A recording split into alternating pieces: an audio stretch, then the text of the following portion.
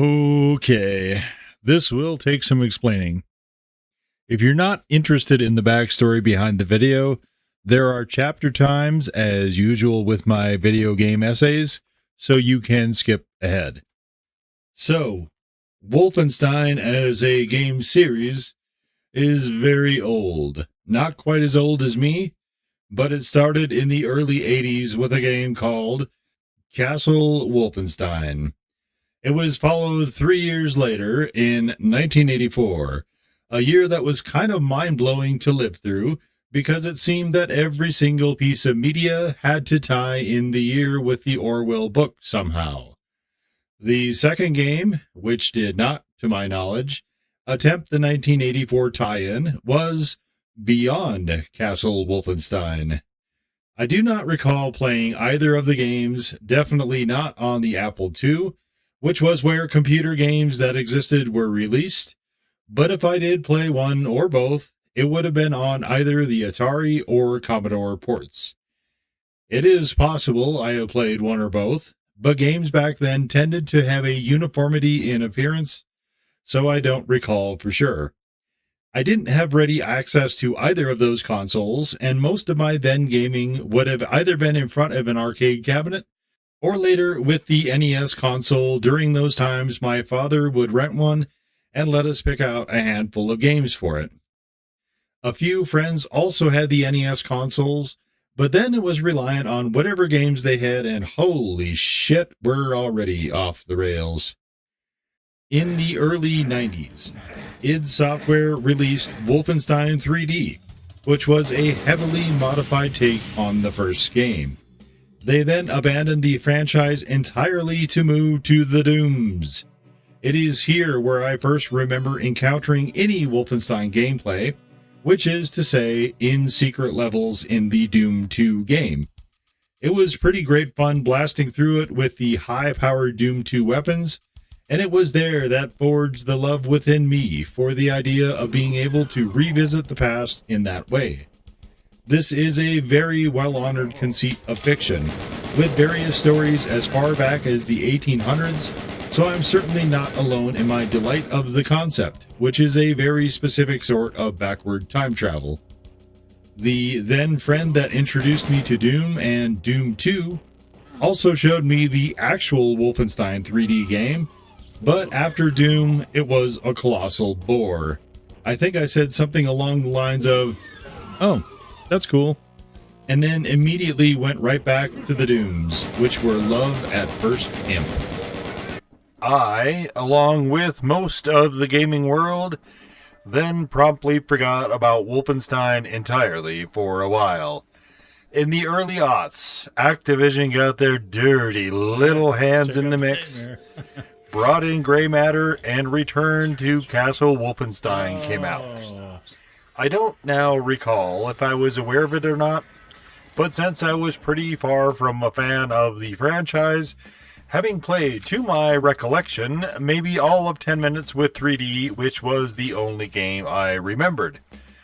As an aside, the full Wolfenstein 3D game is in all of the Machine Games Wolfenstein titles, and I indulged in every one, so I may be up to an hour or so with that game now. Some 8 years after Return, Raven Software got involved in a follow-up to this game, and things got really sticky. The eponymous titled Wolfenstein in 2009 was that game, and it wound up being hardcore delisted due to some bullshit or other. After that, Machine Games took over the franchise, where it remains to this day. Now, I played at least one of the Machine Games titles on Game Pass briefly. Before starting this, I didn't recall which or whether it was more than one, but I didn't find whatever I played overly interesting and didn't get very far into whichever I played. A part of the appeal of this series for me is coming across that section or sections again in perhaps a new and different light. My overall disdain with the franchise extended to various videos people had made, though I had seen some clips here and there. I had no context for any of those, of course, being familiar with the name, but largely unfamiliar with any of the games other than the one or ones I played briefly. People who know me IRL, knowing I like shooters a fair bit, and was fairly strongly interested in various World War II media, like movies and books and other games set in that time period, would ask me about those games, what I thought, if I liked them, etc., etc. It seemed to them obvious that I should love this franchise, but that was not the case. I was mostly ambivalent at best, and it sort of goes back to science fiction. For quite a while, science fiction writers like to indulge in various alternative histories, like what if Hitler had a strong career as painter and never devolved into politics? The biggest chestnut, and something I heard over and over again when I was a kid, was how lucky we all were not to be speaking German and or Japanese. Even at the time, I was like, fuck, I wish. I'd love to be able to speak and understand another language fluently, and Japanese seemed to me, even then, to have high utility. Mostly the people meant German, though. The thought of being fortunate not to have to experience a bunch of smaller words smashed together to make larger ones captured the public's imagination to an almost dizzying extent. Once I was old enough to be able to understand historical context better, it kind of amused me how utterly unlikely this scary idea that so many people were so devoted to as truth actually was. There were a lot of books and later other media that imagined a number of the various ways the world would have changed had the Axis powers somehow won World War II. Most of the mechanisms discarded Italy entirely and were via Germany developing the atomic bomb first, then deploying it. They were monsters, see? And only monsters would ever do something like that. Even at that, particularly given the state of the country by the time they got anywhere remotely near something of that order, I'm doubtful that would have found success. Several stories skip the how and simply imagine the United States split by Germany and Japan with different sectors and checkpoints and so on. The immediate problem became then how to control it. The United States is much larger than Japan and Germany combined. Even if we threw Italy back in and booted both Hawaii and Alaska, those three Axis powers together are roughly a sixth of the continental U.S. landmass. You probably start to see the problem of both acquiring the territory, then holding it. If not, I will simplify it further. Even if Germany had retained 100% of its soldiers, there was simply not anywhere near enough population density for them to station soldiers there, not even combined with Japan. Germany is a landlocked country and reliant for resources from outside of the country. This also created frequent problems with their blitzkrieg being necessarily limited by the ability of supply lines to keep up. The Allied forces had the same issue. For Germany, taking and holding control of Europe would have been problematic enough, let alone the entire world. But I drift off stream a bit here. Let's return to the USA. Logistics would also be its own and much larger issue. There was not a coast-to-coast interstate system at the time, and any success of this idea would have mostly required the American public accept the idea of that kind of subjugation, which also struck me as fairly unlikely. The more history I studied, particularly about the time period, the more the idea of the Axis powers winning seemed increasingly implausible, and so media set in that imagined future held little attraction. But then sometimes different medias would leave the practical behind and revolve around the Nazi fascination with the supernatural, a setting so absurd and insane it was instantly more fun. To return to Wolfenstein, which existed in that sort of weird alternate history world, it thus didn't hold any appeal to me. The entire premise struck me as nonsense, and what little I knew about the games seemed to reinforce that. But the franchise is meaningful in many ways to video game history, and a stepping stone and at least partial connection to a couple of my favorite games. From that alone, part of me felt I should engage. This was a persistent gap in franchises I thought I really ought to be more familiar with. Still, they didn't seem like games that held a lot of promise of me enjoying them, so I figured maybe one day if I was in the right mood. This was the case right up until I restarted the channel last year and decided I really liked the idea of doing video essays on game series. Then I played Wolfenstein 3D in fall of 2025, and it seemed like the Wolfenstein games should be a series, with an eye towards a video essay. I keep saying I try to approach games with an open mind, which is true, but here was one of the longest running series in all of gaming to which I had attached a personal stigma. Here's the caveat. If it is possible to play the 80s games, I am not aware of how. There is possibly an emulator somewhere, but zero possibility I have sufficient interest to do that. This also extends to the 90s game and expansion, at least one of which is more readily available. The delisted title from 2009 I can't get a hold of at all, short of buying a PS3 and disc. If I am able to acquire a way to play the 2009 title, maybe with my very long-range potential PS3 plan, I will do that and come back and make an addendum to this video.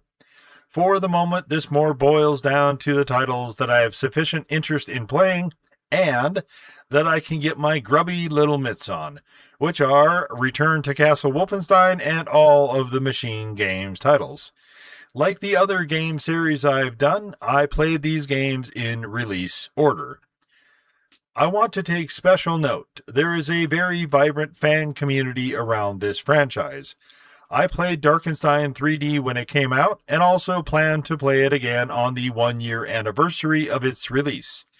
There is also Real RTCW, which had an expansion in 2026 that I am going to play after this video for purposes of comparison, but those are not Wolfenstein franchise games, per se, so I'm not going to include them in the actual discussion. One or both of those may wind up with their own video essay, possibly. There is also a very lovely patch that enabled me to play Return to Castle Wolfenstein in a relatively smooth and trouble-free way, which was not the case prior to that, and I highly commend all of those persons responsible. With all of that out of the way, I think the best approach is to break this out into sections for each game, and we will start with the oldest of this list first, which is Return to Castle Wolfenstein. This rolled around in 2001 as a sort of reboot to the franchise from Grey Matter, with the idea that you are charged with a variety of missions revolving around the Nazi Paranormal Division. In-game, a much more formalized and official version of a Nazi organization of a different name that went through various mutations. Despite the differences in name, it was generally devoted, more or less as depicted. You are William James B.J. Blazkowicz, and you start in a cell, having been captured along with another agent. While that other agent is being tortured to death, you escape. Then pick up various weapons and go merrily killing your way along, as you run around looking for artifacts and derailing the Nazi plans. The Nazis, for their part, have an array of forces for you to shoot at, from regular grunts to scientists, all the way to super chick soldiers, who reminded me an awful lot of the ninja chicks from Half-Life. These girls, decked out in tastefully revealing skin-tight black leather, tend to be more accurate, though not quite head scanners. The snipers sprinkled here and there definitely are more accurate, and the placement of them is often fucky, but most of the regular soldiers do a relatively poor job of creating an obstacle for you.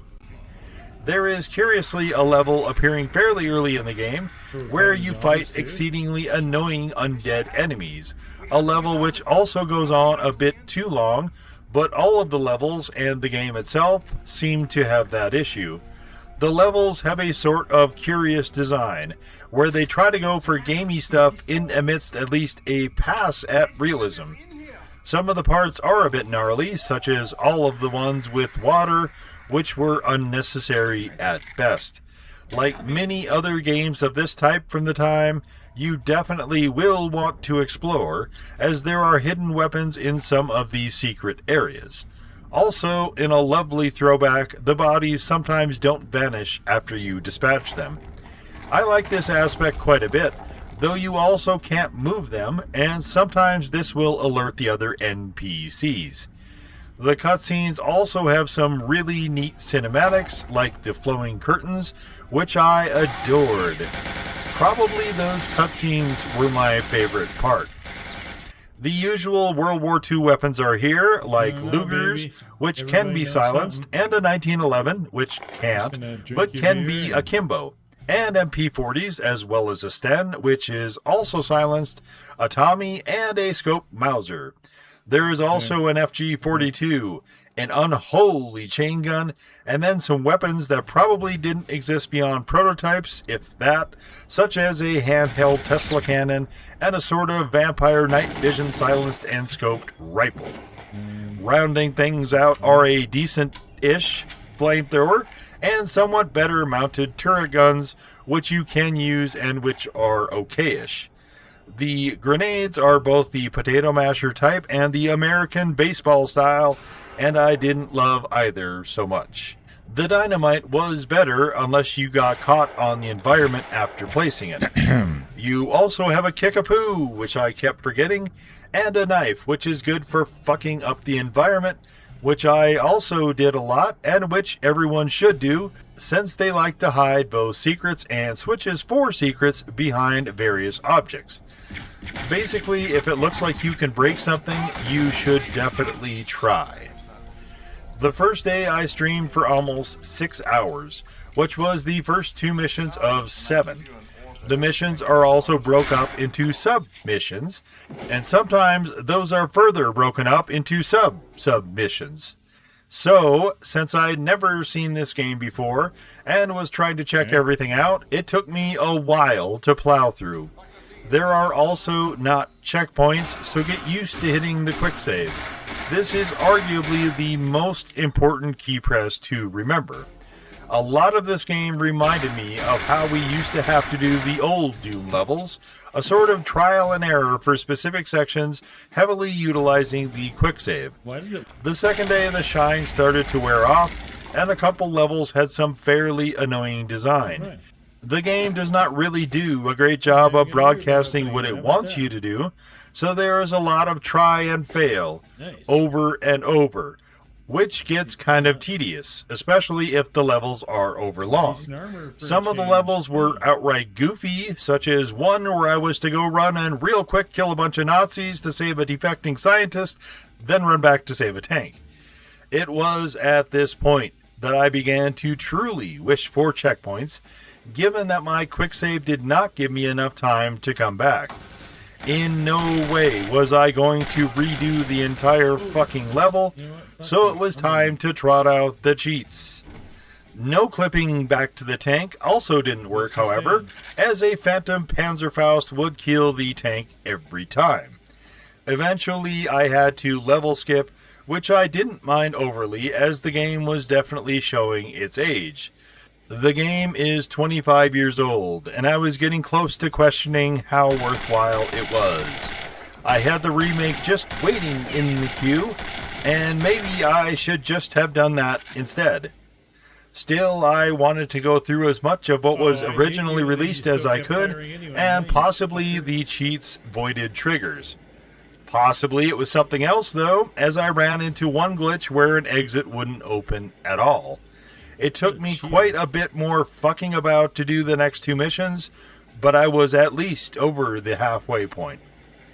Starting this series, I wondered if the entire month of July would be taken with the Wolfensteins, as I also intended to play through the real RTCW remake and expansion once this video was done, but the third day was also the final day for this game, which wound up with the game being done in 3 streams. It took me closer to 20 hours instead of the 8 to 13 that was suggested, but that kind of thing happens a lot with me, as I'm pretty prone to exploring. To close out Return, for this being my main entry points into the Wolfensteins, I found the game uneven. I fully recognize they were trying to be ambitious with it on the level of Half-Life, which is a game that becomes more and more revolutionary as I dig into the past. In trying to fly that high, gray matter were probably going to fall short at times, as I also found Half-Life to do. So, we'd get really good sections and then really shit, just hideously awful and borderline cheap sections, often in the same mission. Many of the annoying parts came across as padding, but it also killed the momentum of the game, and stuff like regular enemies tanking headshots from the most powerful sniper rifle I had was supremely unfun and grindy. Definitely it was consistent with some of the other games of the time that would also sometimes do this, and so it was kind of like a tug-of-war, with my nostalgia as a battleground. I will say the game was definitely not like that constantly, and the ratio of good to bad is heavily skewed towards good, but it does bear mentioning.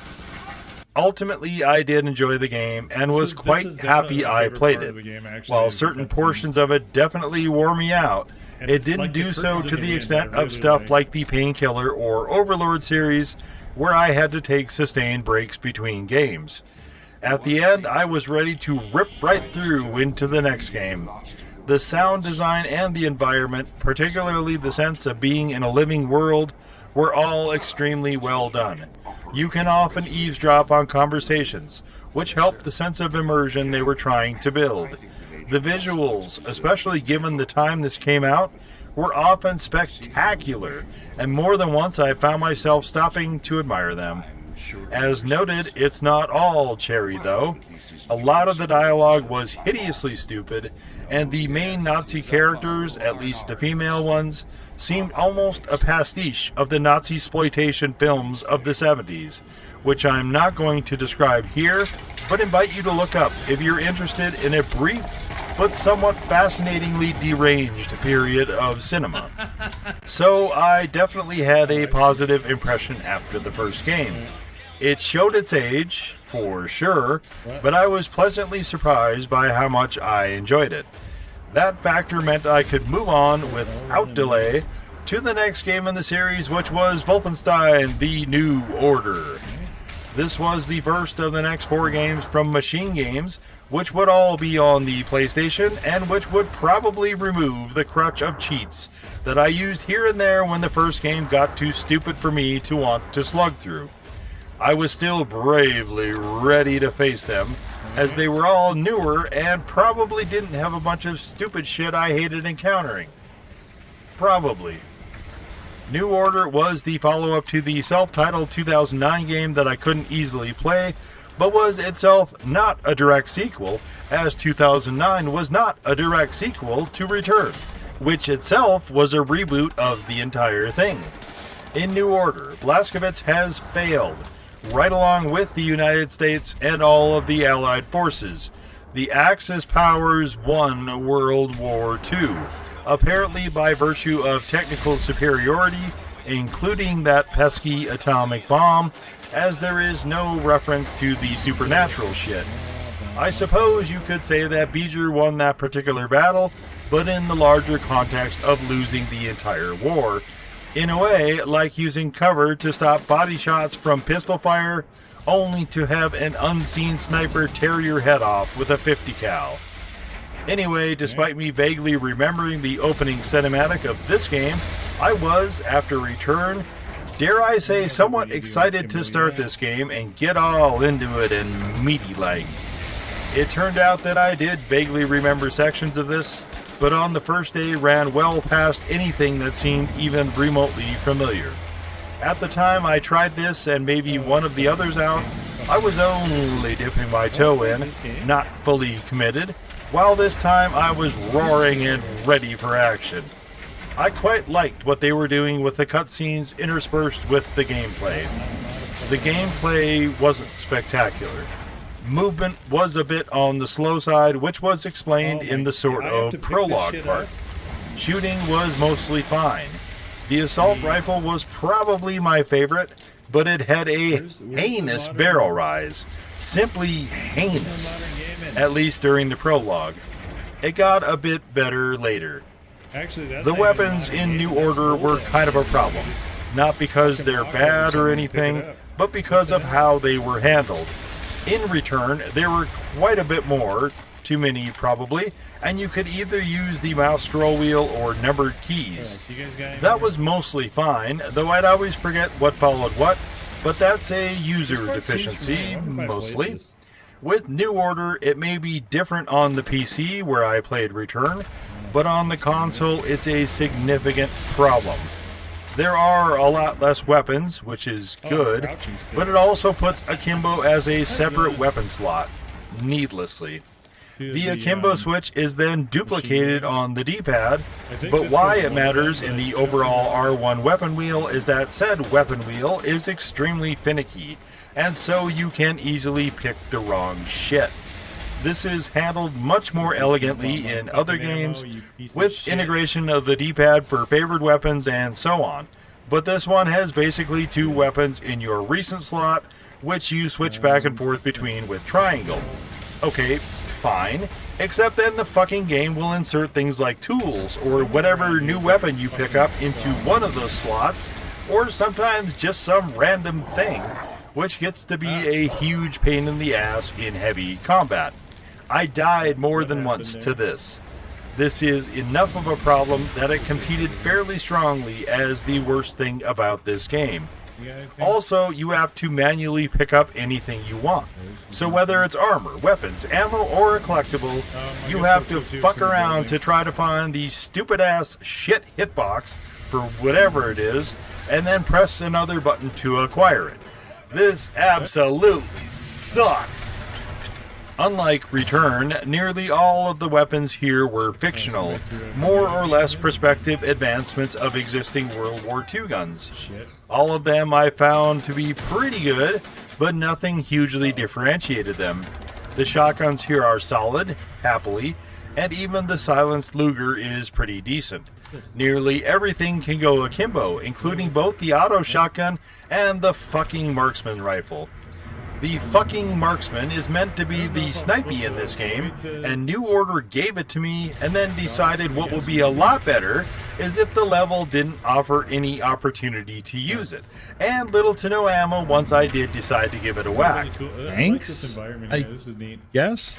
The fucking marksman is also a lot less powerful than any self-respecting snipey should be, but yeah, you can also have those akimbo, which is so magnificently stupid, it takes my breath away. Stealth is okayish in this game, but the upgrade system is based around not just stealth killing everyone from behind, which I didn't realize until I'd gotten a fair bit in. The game looks and sounds fantastic and runs mostly like a dream. I didn't love a lot of the structure of certain parts, which got a tad dull at times, something that should never happen in an on-rails linear game. It has a sort of pseudo-open world thing, where you can do a bunch of largely nonsensical side quests. There is also some very light and very shitty platforming that they could just as well have left out entirely. Drone enemies are universally worthless and they use them too much, but the rest of the enemies are mostly fine, except for the conditional boss fights, which I will get to later. Oh yes, I will get to those fucking... There are some quality of life upgrades, such as checkpoints, and no guns overheating. I should probably talk about the turrets before I forget. You can pick them up and take them with you. They cannot go akimbo, but you can reload them by remounting them back on the stand, which is a really neat idea. I kept forgetting to do this in New Order, but it's a really neat idea. How do we go akimbo again? I suppose the storyline is the main thing here. The war is going badly for the Allied side, and they have to invade General Deathhead's complex, or the war is essentially lost. General Deathhead was the main baddie of Return, and carries over again here. He will be the major antagonist throughout. This last-ditch effort to break apart his complex, which includes some excellent set pieces and incredibly fun sequences, mostly involving the AA guns, fails. Utterly. General Deathhead intercepts us and gives us a Soapy's choice as to which of our teammates is going to be his experiment. I chose Fergus for that. And our fractured team escapes, only for the team to be splintered and Beeger badly damaged in that effort. There is a long and convoluted bit after this, with the gist of it that we wind up in Poland, where a family is caretaker in a sort of sanitarium, sort of medical facility. Naturally, because the Nazis were evil assholes for the pure love of the game, they harvest the facility for test subjects. Eventually, they decide to close it entirely, which they do by killing all of the patients, except for one specific notable one, and all of the staff, except for the daughter of the family who ran the place. Beeger is that notable patient exception, and recovers enough strength to start with a knife, then get guns and go ham as he rescues the daughter and they abscond. Everyone was dead, but the Nazis somehow knew that both the daughter and Beeger escaped, so clearly we must go to Berlin, to the heart of the Hotzi-Trotzi Nazi Empire, to join the resistance. It's the only natural course, and really probably the best option. So we do that. From there, tucked away in the underground that somehow the Nazis have not discovered yet, there is a small resistance enclave full of all sorts of characters. It is explained that they have evaded discovery because the Nazis are stupid, which, sure, no doubt, but they also tended to be thorough, and it sort of defies belief that they would be content to allow the shenanigans we get up to without a full-scale investigation. I mean, we do wind up stealing 3 entire whole-ass prototype helicopters, then fly them through the sewer system, so surely some effort to climb up our asses and camp there would be expected. Surely.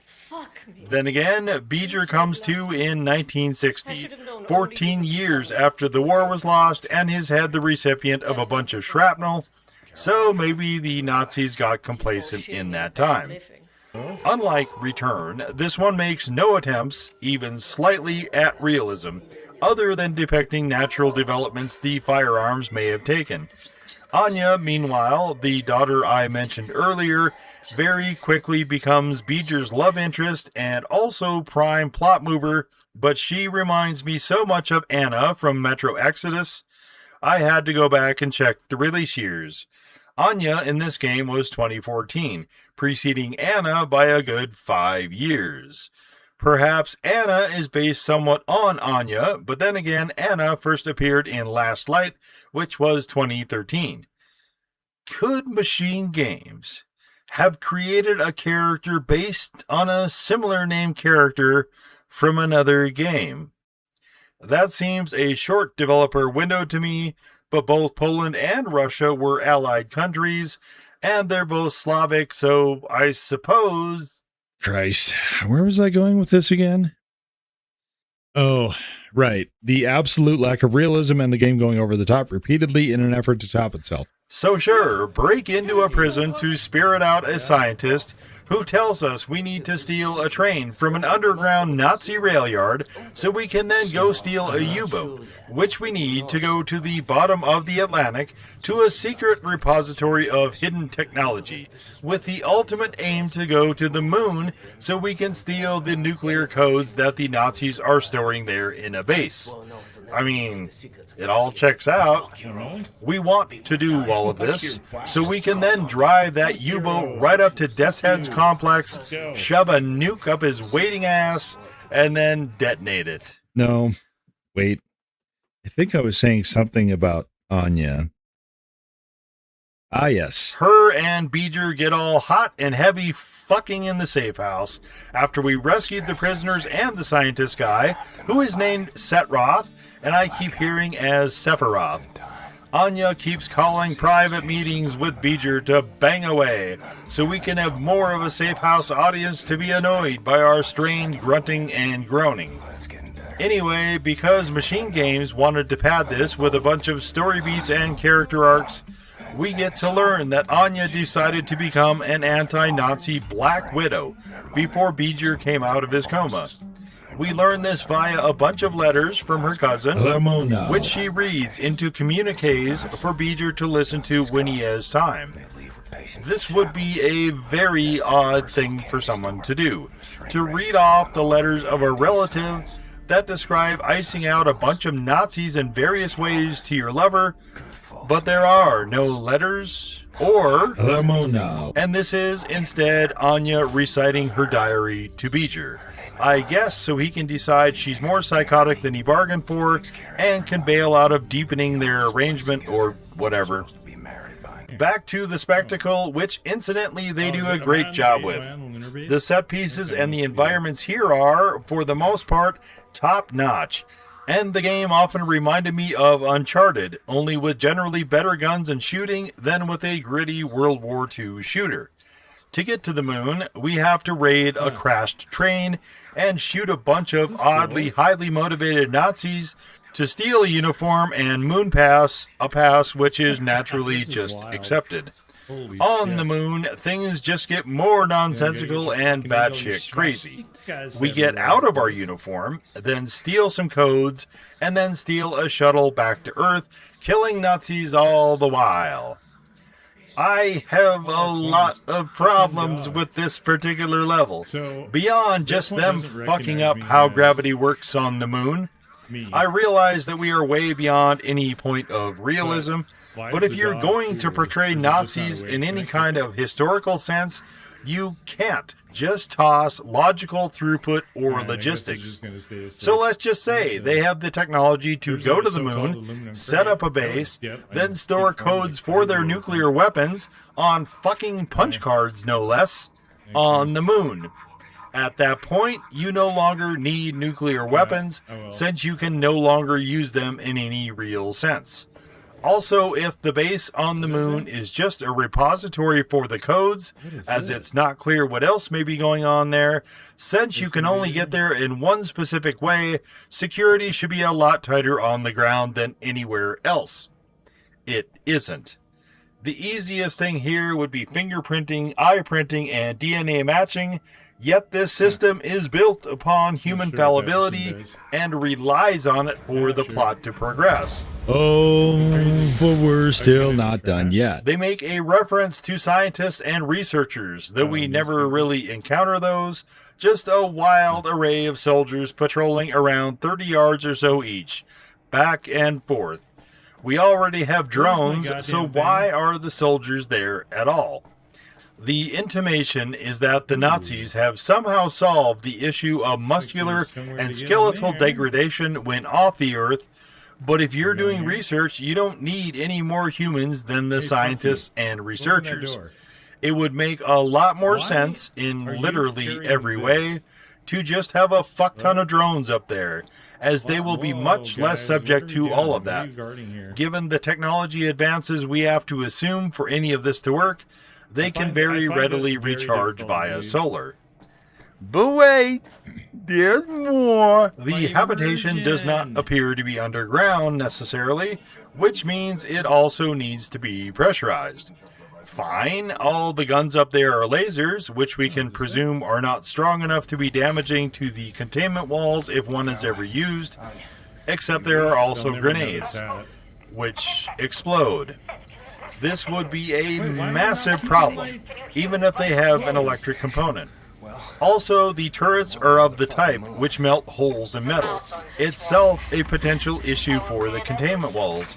Again, why is all this heavy weaponry shit there at all?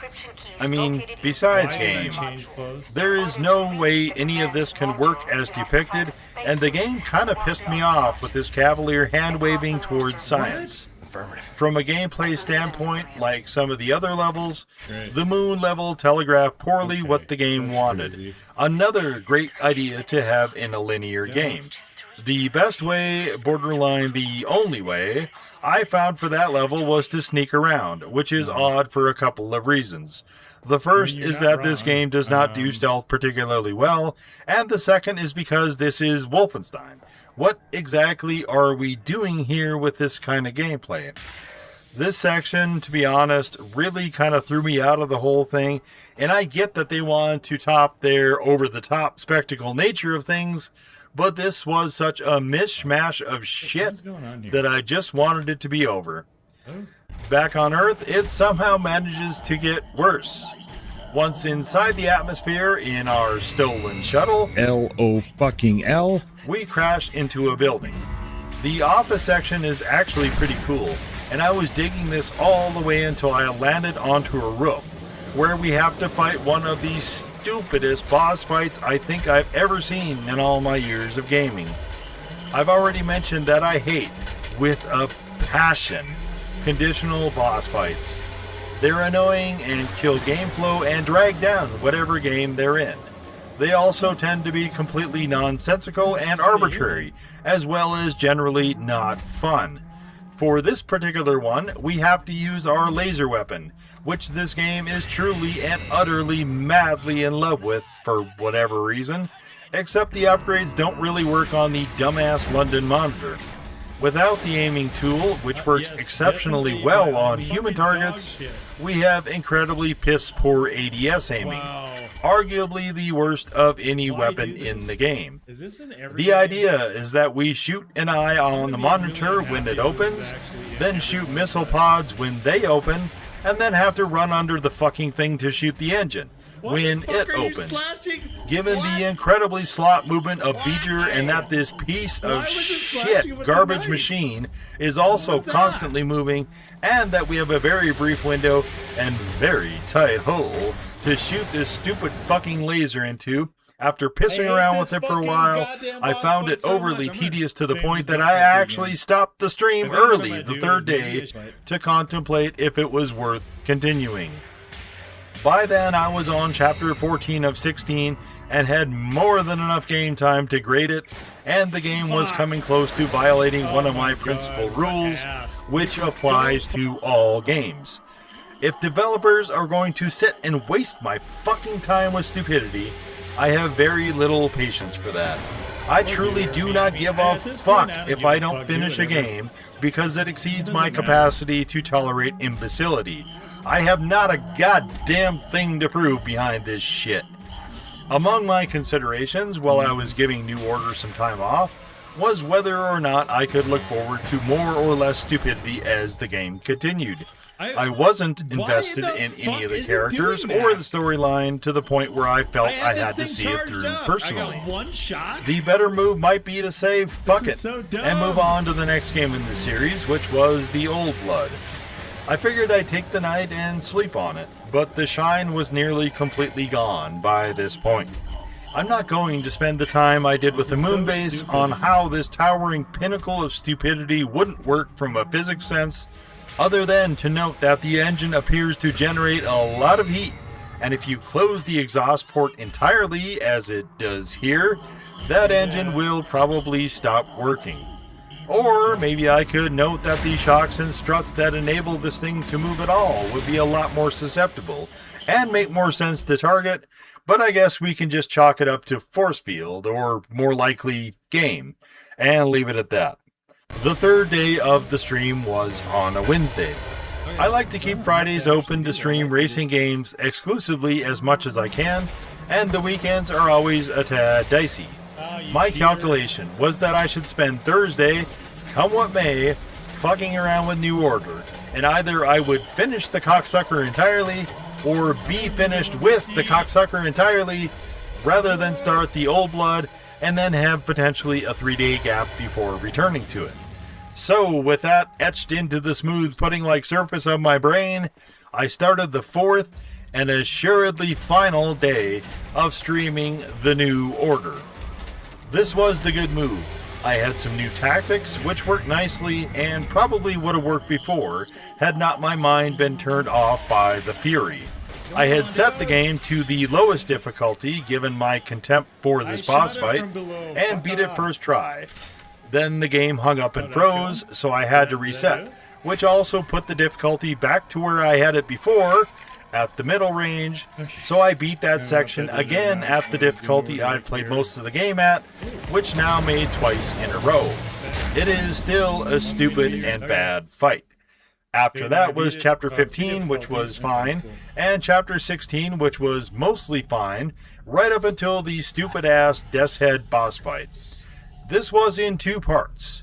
A stupid part, in which you're supposed to shoot down zeppelins that are in the area to stop his dumbass shield force field thing, and a second stupid part, which was to follow the general's mech into the floor, into an area that had impossible pipe flames, and then empty your ammo into the mech. I put this back onto the lowest difficulty, again due to my contempt for this idiotic boss fight, and that was the game. I did do a bit of light trophy hunting to remind myself how little I wanted to go through the whole thing again, and noticed that some of the levels did not stick, even though I had just literally played through the game. That is usually not a good sign. Given that it was going to be really hard to top all the crap they trotted out for this game, when it came time to do a follow-up, Machine Games naturally decided to do a prequel. I mean, they went to the goddamn moon and the bottom of the ocean. What was left? Go to Jupiter? Mars? The sun? The center of the hollow earth? Old Blood was set before the prologue of New Order, in which you're hot on the trail of General Death's Head, and since it was set when the World War II was still being contested in the timeline, it also could have shades of Return. I was curious to see how that was going to go, and if they were going to actually repeat some of the New Order sections. Happily, my interest in running the games consecutively had not diminished at all. For the first 3 chapters, I was enjoying myself immensely. I remembered playing at least part of the first chapter where you sneak in, but had bailed on it before being captured. Most of it was new to me, and I was happy to find it mostly was more polished and more refined from New Order, and the guns were back to more or less just World War II type stuff. Most of them were similar to New Order, except they nerfed the silenced pistol, which was pretty irritating. Also pretty irritating was the fucking weapon wheel. Weapon selection overall had some of the same issues as New Order. The sniper was notably better than in New Order, probably the second best weapon overall. There was a nice handheld little rocket slug thrower thing that I also liked considerably. Easily the best weapon, though, was the turret gun, which is sort of a rotating barrel chain gun monstrosity that I loved very much. You could also reload it, like in New Order, by putting it back on a turret holder, which is a very cool mechanic. The assault rifles again seemed to be a bit weak, and the auto shotgun was fine, more or less consistent with New Order. There is also a double-barrel shotgun, which Beeger saws off for whatever reason, possibly a Doom reference, and this was also great fun to use. The real story here is the new mechanic, which was some pipes you pulled off a wall in your cell. Yes, you once again were caught and detained. These pipes can be used as melee weapons, but they are more meant to be a traversal mechanic, which means you jam them into the rock at designated points, and L2 and R2 your way up stuff. I don't love when games put that mechanic in, but here at least the sections are fairly short. You also can combine the 2 halves of your pipe and use it to pry open stuff. It's fine. We also have conditional boss fights, which I very much hate, that the game nicely held in abeyance until Chapter 4. The game mostly is sticking close to realism here, and the storyline is fairly straightforward and far less convoluted.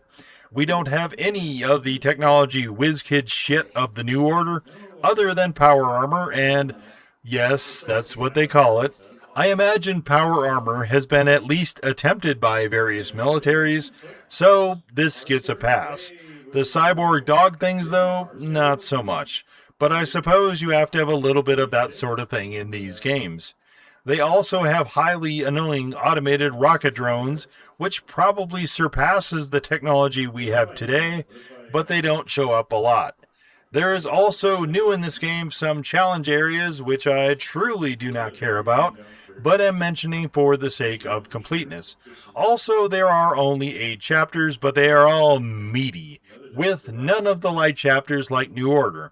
There is also a Wolfenstein 3D bed transporter in every chapter, which seems a bit overdone to me.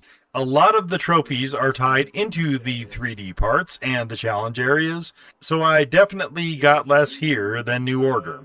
The big idea of this game is that we are intent on getting to and stopping Death's Head, because winning or losing the entire war is contingent on this one fucking guy. Along the way, we're going to also figure out what they're up to on the mystical occult front, because it's 1946 in-game and they're still on that bullshit. Mostly, though, this is a large-scale game of Where's Waldo, where we sneak into Castle Wolfenstein to find a folder. This folder will tell us where to find Death's Head. It belongs to someone named Helga. With this magical of a plan, absolutely nothing could go wrong, yet somehow it does, which starts with the folder having vanished, and then we have to escape back out. This predictably also goes awry, but we finally manage to escape, piles of dead Nazis later via a small rowboat. The game is divided into 2 halves. The first half is sneaking into the castle, trying to skulk around and do some skullduggery while failing miserably at it, which costs the life of Beecher's partner and some of Beecher's clothing. The second half is us going to an excavation site, and if this sounds familiar, it's because a lot of this at least parallels the events of Return. It definitely is not trying to be that game, and the callbacks I think are meant to be cool touches. I almost shouldn't call it second half, maybe more second part, as it is way, way shorter than the first part. There is also a Path A, Path B thing here, where you have to choose a course based on who you save, but it is nowhere near on the magnitude of New Order. The game itself is also quite a bit faster than New Order. There's a thing with Nazis and zombies, a combination perhaps like cheese and jelly, in that they naturally go together, and here we once again wind up in zombie territory. Here they are clearly meant to be more demonic possession than actual zombie, though. Choosing this route enables them to do a neat thing, in that they are slow, shambling, shuffling zombies until they get close enough to spot you and then run full tilt to try to club you to death. It's like they're all nearsighted, and this applies to the ones with the guns also, who are just kind of firing randomly. We eventually find Helga, who is attempting to summon some kind of monster, which is always a great idea. This winds up being the final, of course conditional, boss fight, which would have been fine, except the devs also decided to throw out multiple waves of throngs of soldiers to shoot or charge or lob endless grenades at you. This is not at all a logical thing for soldiers to do, and I wonder who is ordering this exactly, since Helga was knocked out by the monster after summoning it, and her on-site second had his head bitten off and his body tossed into the abyss.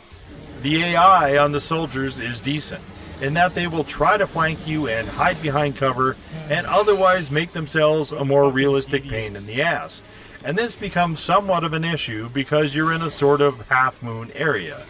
If they flood in from both sides, and they will, it gets to be catch as catch can. The monster thing can only be damaged in its mouth, and it will try to attack you after you hit it, but it also reacts to the soldier's fire, so you can catch a gigantic meaty fist of a stray. depending on what difficulty you play at, this can also mean bye-bye to your health in a hurry.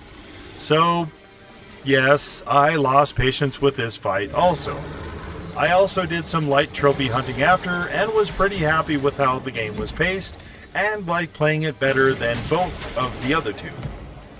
Earlier, I posed the question of how this would integrate with New Order, since this was a direct prequel to it, and the answer to that is not really at all. All of the heavy lifting is done here by Fergus, who amazingly somehow finds you amidst the rubble. I imagine Old Blood was maybe more or less after Wolfenstein 2009, but that is kind of a black sheep sort of game, so maybe it's all been retconned. I surely do not know. Games that start their lives as DLC for a different game can very easily go south, but this one happily went the other direction and stood out on its own. And with that, it was time for the fourth game of the series and the third from Machine Games, Wolfenstein II: The New Colossus. I had definitely not played any of it and wasn't sure what to expect. I knew next to nothing about the game, other than the uber creepy JPEG of the chick with the mutilated face from New Order licking the cheek of a restrained Beecher. I guess I could have inferred that Beecher would be captured again, which had been the case also in the prior 3 games I'd played. I also knew some history of the Colossus of Rhodes, as well as the poem called The New Colossus, which was to raise money for a pedestal for the Statue of Liberty. How any of that would play into this game, if at all, other than Beecher's potential capture, I had no idea. But for the 4th consecutive game, it was more back-to-back balls to the wall hot Wolfenstein action, by which I mean I played them one after another without interruption. Wolfenstein II starts out with a very heavy tone. Actually, that's not true. It starts off with a recap of New Order, then goes into the very heavy tone. You have to choose which of your teammates you saved, and since I had chosen Wyatt the first time, I chose Fergus this time. From there, Beecher is rescued and returned to the sub, but he is very, very badly damaged. Anya is preggers with twins, which is also complicating things, and Beecher is convinced the respite from death is assuredly going to be brief, and will not shut up about it for the early chapters. It seems a lot like he is mentally unraveling, and the death of Caroline, who is really for sure really dead this time, was a mighty shove in that direction. Most of his speech, which is maybe meant to be internal dialogue, is addressed to the very deceased Caroline, since he got her magic armor suit after her death. Prior to that, he was confined to a wheelchair with extremely diminished mobility. For the Machine Games titles, I was beginning to wonder if the devs disliked Beecher, since they spent so much time torturing him in-game, each one consecutively more than the previous. This one had a note of finality to it, which they really leaned into with Beecher over and over, both appealing to Caroline for assistance, as well as constantly reporting that his condition was deteriorating. His impression was that the suit was the only thing not only holding him up, but keeping him going at all. I fully expected the devs would very much consummate what appeared to be intense hatred of Beecher by killing him off by the end. They did not do that exactly, but perhaps something worse. After beheading him, rather than letting him enjoy the sweet, sweet release of death, the rebels caught his head and after a convoluted process, attached it to an intact, augmented spare body they had captured from the Nazis.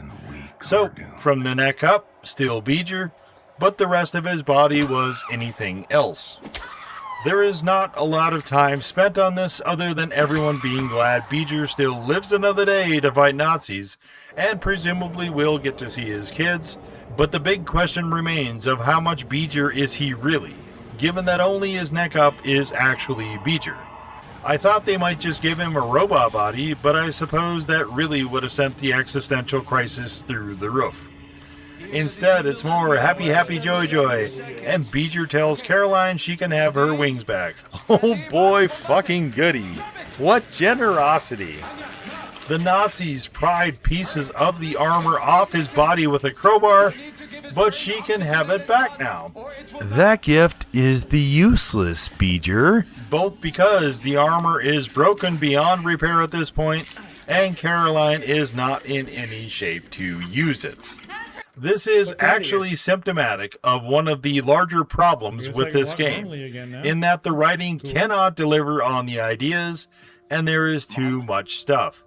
So, we have bullshit like this, and like Beecher revisiting his mother, who has not aged at all since he was a child, even though he left her when he was old enough to join the military, and she surely would have aged by then. No, he sees her as the way we saw her earlier in-game, with her and his father in scenes that strongly makes one wonder what exactly his mother ever saw in Beecher's father, to the point she'd want to marry him and have a child with him. That entire subplot, by the way, Beecher's shit-ass, racist, abusive father being a general shitbag, culminates in Beecher dropping by the old property between missions. I like the section where I could explore stuff, and I generally like it every time it comes up in any game. Here, though, a lot of it doesn't belong, such as the entire arc with the girl, Billy. She is there solely to amplify the idea that Beecher's father is a racist shithead, and it kind of feels like padding. After some light exploring, this wistful section is cut short by Beecher's father appearing out of the dark with a shotgun once Beecher enters the parental bedroom. His father, who is impeccably voice acted, predictably turned Nazi traitor and rolled over as they took Beecher's mother away. Beecher gives him some comeuppance before finding out that his father had also been broadcasting the entire exchange between father and son, presumably to Nazis. This section leads to the armor-wrecking business I mentioned before, then a fake televised court scene, then a dream sequence, then Beecher's beheading, and so on so that he can have a new body. Needless to say, I suppose, but this game was far more story-heavy than any of the games I'd played prior. This time, we leave Europe entirely for the conquered USA. I will observe that once again Machine Games made a gorgeous game. The environments, the set pieces, the sound design, the music, all of it is simply magnificent. We're not doing things quite so outlandish as in New Order, even if it is a hard lean in that same technological direction. There is a lot more options for exploration here, which is something I generally like, even if the game kept putting in attention-drawing areas or items and then interrupting that impulse by having the enemies fling a bunch of lead your way. It's not all fresh-ass cherries, though. On the negative side, we still have these shitty hitboxes, maybe even worse than the prior two Machine Games titles, to pick up stuff like armor, health, and ammo, and I really hate that. Doom had this very solved. If you could find it and got near it, it was auto-picked up. This game wants to hide cards and other bullshit, which is fine, but why with the fucking ammo? In the other games, there was an overcharge mechanic to get certain perks, so I guess it's fine to have to manually collect health and armor, even if it is annoying. But ammo? What the fucking fuck? The game appeared to hear me bitching about this, and right around me crabbing about it again on stream, I found I could sometimes walk over the ammo and it would auto-collect. Then it started sometimes doing it with armor also. It would also sometimes not, and it seemed to be completely random. There is also the shitty weapon selection wheel, which somehow sucks even more in this game than in prior entries, though you can akimbo with different weapon types now. Could you not Yay, I guess. In other annoying stuff, you can also drown in various parts, so we're back to that dumb shit again. To this point, this was also by far the glitchiest of the Wolfensteins I'd played. Some glitches, like a head rotating around so that it was facing its own ass, or having random dead enemy limbs with a mind of their own, were funny, but having the sound drop out entirely was a lot less enjoyable. There is also too much shit in this game. It is packed with a lot of stuff to interact with and side missions to do, but most of this is padding. Yes, go get some potatoes to feed the pig, and destroy some boxes blocking doorways, and deliver a letter, and play Wolfenstein 3D, and collect a bunch of shit on the missions. All of this is fine, but then we have these areas where you can do the combat challenges. None for me, thanks. And pull in the DLC, and then go fuck with the Enigma machine. When you kill commanders, you get Enigma machine code cards. These cards do not work by themselves. You have to use them as tickets to play the lottery device of the Enigma machine, which wants you to arrange a bunch of domino patterns, both top and bottom, 6 of each within an allotted time. From there, you can use the map thing to send the sub to different areas to go kill various Uber commanders, and thus take back America, you fucking patriot, you! This entire thing is exceedingly annoying, so I didn't attempt it much, but conceptually it is also stupid. Beeger is not a codebreaker. If Sigrun fixed this piece of shit machine, then she can figure out the codes, or someone else can, and why is this cocksucking thing timed at all? We're getting dangerously close to a game wasting my fucking time here, but at least they kept this activity as optional. Had they cut a lot of the stupid shit here and tightened things, this could have been pushing old blood for a relatively streamlined and much more enjoyable experience. The scene with his father trying to force young Beeger to kill the family dog was shit. Every scene involving Beeger and the fucking rats was shit. In the first one, Beeger's father, and by extension young Beeger, who parroted that commentary, was correct that having mice around is going to get them to shit up your cupboards, which is highly unsanitary and represents a potential significant health hazard.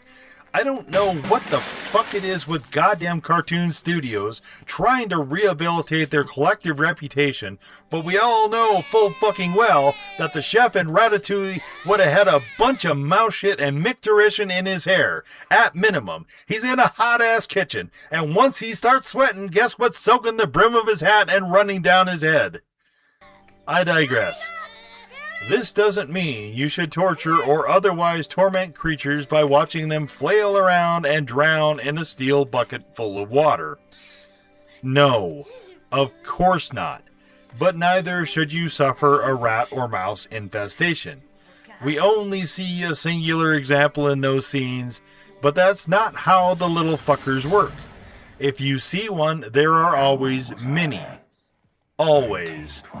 Beeger's father killing the family dog, which potentially might have helped those little incontinent furry wonders find somewhere else to be, was, among other things, idiotic and highly counterproductive, even leaving aside the sheer despicable and cretinous nature of that character.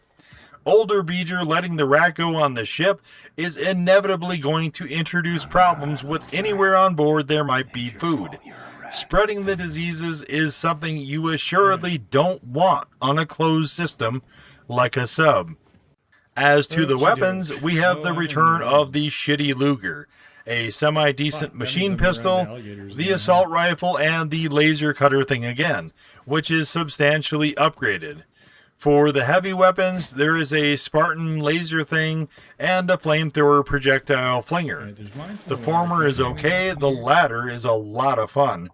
This time you can find upgrade kits and just choose the upgrades you want. The main upgrade I wanted was a scoped and silenced sniper rifle, but we don't get that. You can ruin your assault rifle by adding a scope and making it single shot, but I elected to not do that and instead added the scope to the laser cutter thing, which was fine. The shotgun comes later and it is great, probably the most fun weapon in the entire game. Enemies seem tankier than normal and are way better at detecting you, often unreasonably, such as right through the goddamn walls. Look, None of the machine games to this point had done stealth well, but this one was somehow worse than the other two. In all three, once the Nazis are on alert, they also never go back off of it. Like, the stealth was not great in Return either, but that game did it probably better than any of the machine games to this point. What else? Oh, right. The fucking drones are also back, and like the other games, will suck ass until you get a shotgun, and thereafter suck ass slightly less strongly. You do have a choice between 3 character upgrades called contraptions. I chose the battering ram one because the constrictor thing sounded kind of silly and could potentially drain health, and the idea of wandering around on stilts, which is the other option of 3, just seemed kind of nonsense. This choice is a good representative of the endemic problems of this game, which often tries to do too much and winds up frequently coming across as an unfocused mess. Because this is so story heavy, beyond the heaping piles of extended cutscenes, there is also more of a focus on the characters. Some of them are holdovers from New Order, the surviving ones anyway. Returning are either Fergus or Wyatt, a quite pregnant Anya who is still questionably sent out on missions, Setroth from the Secret Society, Max Haas, and Bombata, who we rescued along with Setroth from a concentration camp in New Order. One of the newer ones, Grace, possibly channeling a little Foxy Brown, is the leader of the Black Pantherish contingent, here called the Black Revolutionary Front, that we connect with and rescue in what remains of Manhattan. I don't hate the idea of this pseudo-militant group, which I will henceforth be calling the BRF, but I also wonder exactly how this would or could have developed in a Nazi-occupied America. To make sure we are of the understanding this is meant to be in the 60s, Grace also smoked cigarettes while holding her baby. Her baby's father is Super Spesh, who is the resident conspiracy theorist bugfuck alien dude that has ties to Roswell. The voice actor for this character mashed the gas and held it there for every second this character is on screen. Perhaps the most engaging character overall is Sigrun Engel. This is the daughter of the hideously facially disfigured General Engel, who we last saw firing assault rifles akimbo while screeching that no one escapes her prison to a contingent of fleeing prisoners in New Order.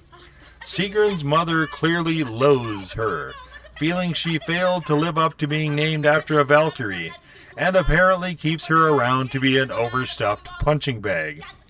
Sigrun compensates for this by perpetually eating her feelings in desserts, which is naturally entirely her fault, though she would have needed some conspirators in this task, given her mother prohibited it. Her mother then elects to publicly humiliate Sigrun for entries into Sigrun's personal diary, which was found by predictably snooping Nazi spies, and starts a chain of sequences which winds up with Sigrun abandoned entirely and left to the enemy. It's kind of interesting how the developers went to the diary well, both with this game and with New Order, as momentary crux plot devices. Anya's diary, incidentally, plays no part, at all, in any of the proceedings for New Colossus, which is unfortunate. It feels like a missed opportunity. The acquiring Sigrun sequence went a little something like this. After the conclusion of New Order, Beeger wakes up weeks later, post-surgery, in a bed on the stolen Nazi sub. He is not able to stand, so we have a wheelchair segment that goes on just a bit too long, so the game can teach us all the myriad mechanics, some of which are the same, but some modified from previous games. The Nazi sub is not submerged, evidently, but was floating on the water, which allowed it to be boarded and raided.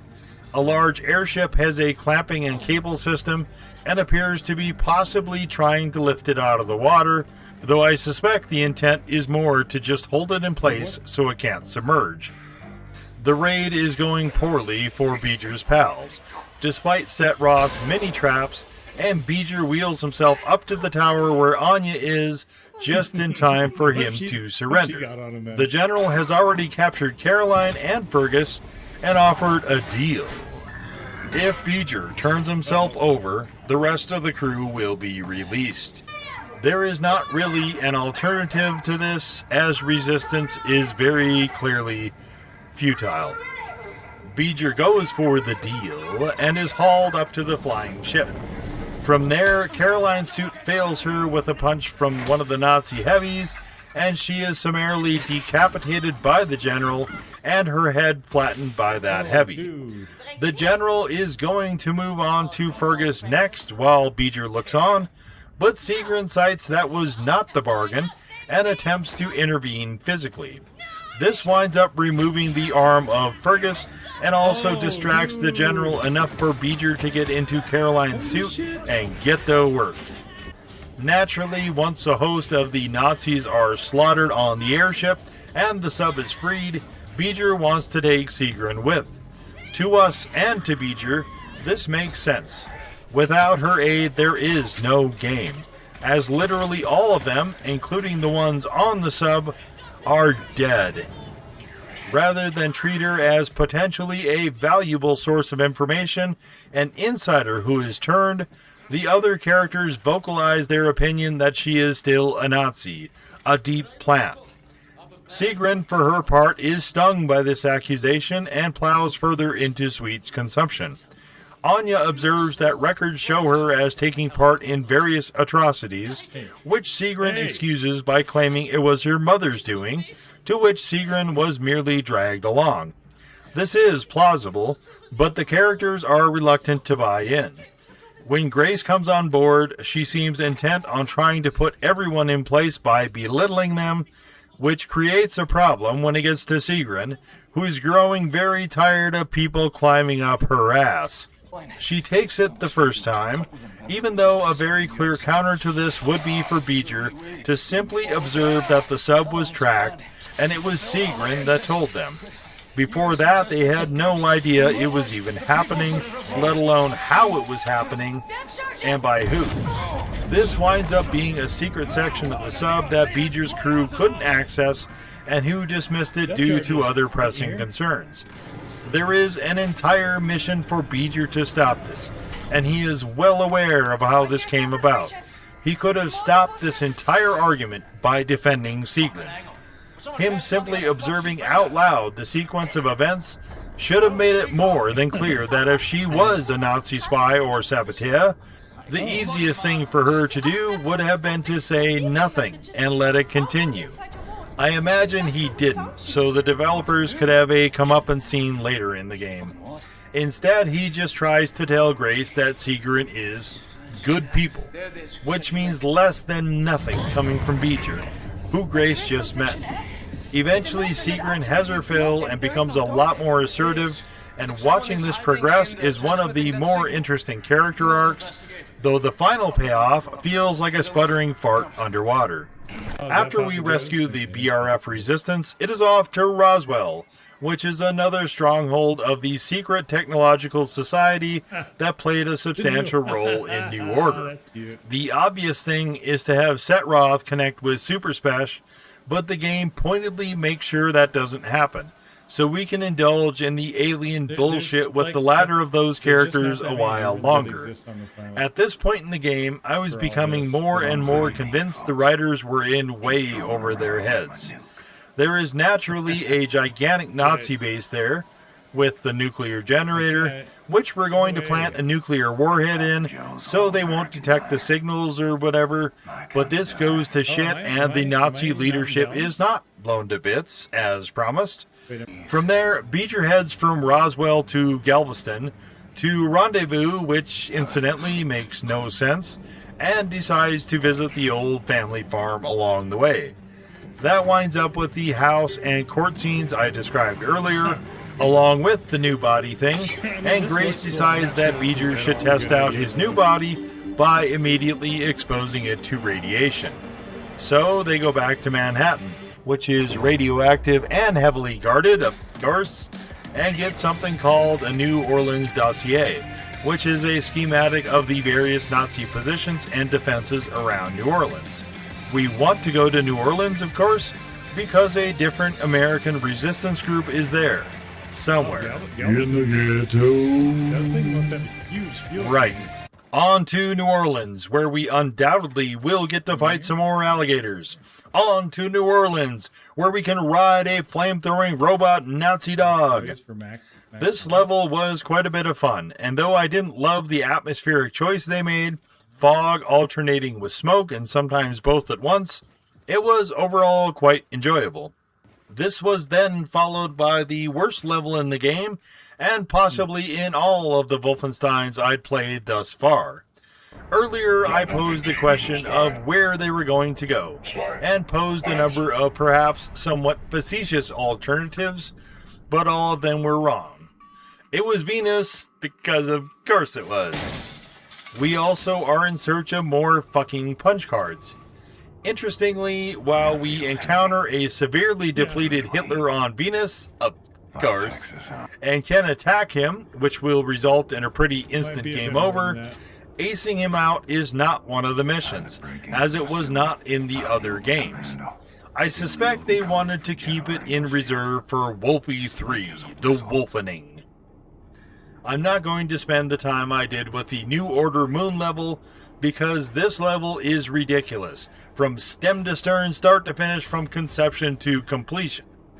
It is even more so than the Moon level in that regard, so I guess they managed to outdo New Order there. Most of Venus is currently unknown, though I strongly doubt we'd see anything along the lines of what's depicted here. A lot of the New Order Moon bitching also applies. This entire thing was a chore, and should probably have been cut entirely. It is another that features a mechanism where your suit overheats constantly while outside, so you have to pump it full of cool air at one of the mini stations, while trying to navigate around various obstacles and enemies who don't seem to have that problem with their suits. Part of the level is inside buildings, and those are comparatively less shit, but the overall level design here is pretty obnoxious. This level was so annoying that on the day I streamed it, I only did 2 chapters instead of the usual 3 I had been doing, and was extremely happy the next day was a Friday, so I could take a break from the bullshit. By this point, I was pretty close to the end, and figured the next stream would be the last, and we'd be fighting General Engel and the Flying Fortress thing we didn't wreck earlier. Departing substantially from the other games, there were no boss fights at all to this point. There were definitely heavies and a specific larger robot that I couldn't remember the name of. I thought of it just as a more annoying super heavy, and it wasn't much fun to fight unless you had a laser to melt it, but it's hard to call that a boss since it appears too frequently to really qualify. The no boss idea was kind of a nice change, but represented a larger problem later. The game usually offered a number of avenues for you to complete whatever the various objective was. This made it overall pretty manageable, which was a good thing. Beeger in most of these games, but definitely in this one, was very much glass cannon, yet to this point I had not turned down the difficulty at all, which I did at least briefly for the 2 prior Machine Games titles. Back to Earth post-Venus. Let's take a moment for a thought experiment, and say you're a character in a video game. This video game happens to be set in an alternate history where the Axis powers won World War II in very sweeping fashion. Let's say that you, as a character in a video game set in this universe, are trying to resist this occupation and control. In that process, let's say that you stole a nuclear submarine from the Reich. Let's say that you have cleared the submarine of any trackers and got some very timely codes to disable a flying command center machine that is wreaking havoc. You, as this character in this video game, in this setting, are going to have an upcoming mission where time is of the essence to try to take on this flying machine now that you have the disabling codes, which just need to be broken. So what do? If you said prepare, concentrate, go over the plan frontwards and backwards, along with any contingencies, bunker down and get ready for the enormity of this mission, you would be wrong. If you said instead that one of the people you rescued in New Orleans apparently had a moonshine still and toted several cases of this on board in the midst of being rescued, and everyone decides they should slug away, just get well and truly plastered to the point of passing out and falling down, risking injury because the metal floors of military subs are not known for their comfortable accommodations, everyone on board, except for the pregnant chick, everyone else just all collectively saying fuck it and partying it up, then this answer would be mind-numbingly stupid, but also correct. This is, in fact, what they decide is the best course. Naturally, such a thing has repercussions, such as your pilot losing his robotic arm, so you can have another mission to explore the sub, look at everyone still completely trashed the next day, and now, as soon as Seagrin has broken the codes, which she didn't do before because partay, once she does that, then go take over the flying airship. This sees us revisit the level from the start of the game, but there are no new enemies. The ones who are there hit harder, and there are more heavies, and the final fight section features 3 of the super heavies, but we don't actually wind up with an actual bona fide boss fight in this game. Everything they throw at us in this level we've already seen, so the game very quickly becomes kind of boring and overstays its welcome. The big idea is to interrupt General Engel on the set of a talk show and murderize her on live broadcast, which we eventually do, and it's GG's at that point. This game, once we pick up the BRF, started to remind me a lot of Mafia 3, which preceded it. Now, I don't dislike Mafia 3 and had a generally good time, but there were a lot of problems with it. Some of those had to do with it being an open world game and the overall story not always fitting well in that setting. This game had some of the exact same problems, and it was for some of the same reasons, except this is a linear on-rails game. I mentioned earlier that there was a lot of shit in this game, and it's that exact issue. This one tries to simulate an open world thing at the end of the game, where you get a bunch of side missions to return to the other areas and go do this or that thing once you've decrypted whatever on the Enigma machine, but it's mostly just more shit. I could only return to one area since I gave up on the Enigma machine, and it's like, what are we doing here, really? Needless to say, I didn't bother with any of that, nor did I bother attempting trophy hunting. My overall impression was that this needed to be significantly tightened, as the game kept getting in its own way. I figured I'd probably play the DLC if it went on sale to a sufficient extent before I reached the end of the game. But Sony, I think that will wind up being everyone's self-contained explanation for a lot of gaming-related things. As in, we could have continued having all this nice shit, but Sony, if they can be bothered to put the stupid fucking DLC on sale for a reasonable price, as in significantly below $10, I'll probably get it and play it for the sake of completeness, as I'm at least mildly interested in it and didn't completely hate the Wolfie 2 experience, but I'm not holding my breath. That only left the final game, Youngblood, which was up next. Youngblood, I had heard some things on here and there, mainly that it was the weakest of the Wolfenstein games, but my interest in wrapping up the series and getting to this video was stronger than the increasing interest I was starting to have in taking a break from it. The break I would get from doing this video once the series was done would tide me over before starting real RTCW afterwards. Once I got into the game in earnest, though, I got a little excited again. Youngblood is a romp, and I love me a good romp. We're fast-forwarding a couple decades from New Colossus, and it's the 80s now. The militant Grace is now working for the government as director of the FBI, of all things.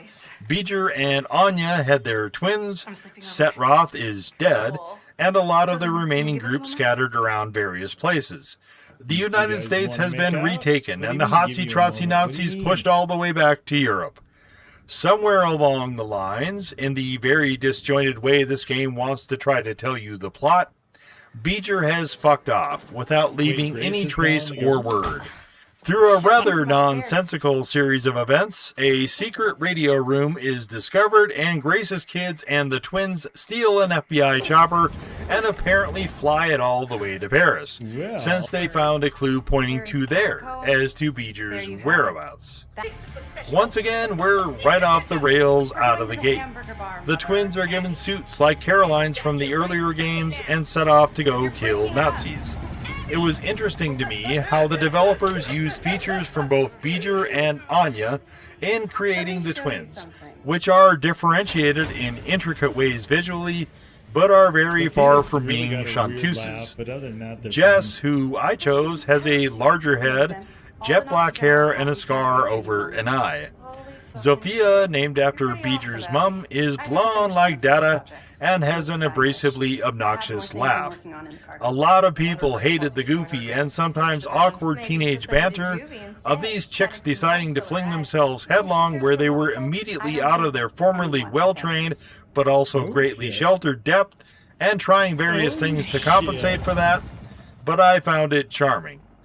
These two also share a life pool and can bump up each other's health and rescue each other. Obviously, I'm not going to make, or remember if I already made, a fucking Bethesda account to play this, so I was playing solo, with AI manning, piloting Zofia around, and it was fine, mostly. Quite a few times I'd be setting up a scope shot and her lumbering ass would go invisible and then run into my gun or stand directly in front of it. It ultimately does not matter which you choose as they play identically. I think the devs were smart to opt for creating the girls as essentially clones with only cosmetic differences. Whatever abilities you choose and upgrade the other twin also gets, as well as leveling up exactly the same. In many other companion games, one character tends to be better to play than the other, often dramatically, and here they remove that, so it is down solely to visual aesthetics.